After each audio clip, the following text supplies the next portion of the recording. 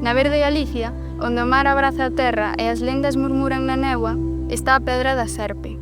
A beira dun monte, preto da vila de Cormi, esta antiga pedra garda un enigma que fascinou as xeracións. Na súa superficie rochosa, unha serpe alada estende as súas ás cara ao ceo. A súa orixe pérdese no tempo.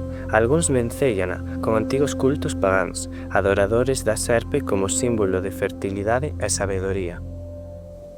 A tradición conta que unha terrible praga de serpes arrasou a rexión. San Adrián, patrón do lugar, chegou co seu caxato e, no acto de fe e poder, bateu contra a terra.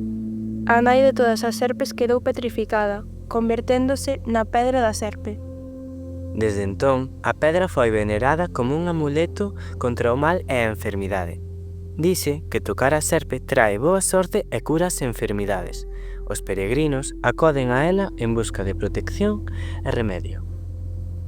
Na parte superior da pedra destaca un cruceiro, símbolo do cristianismo.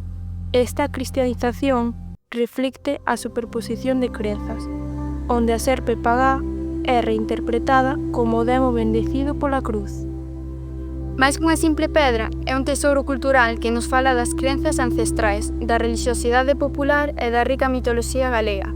Un legado que invita a reflexionar sobre a conexión entre o ser humano, a natureza e o sobrenatural.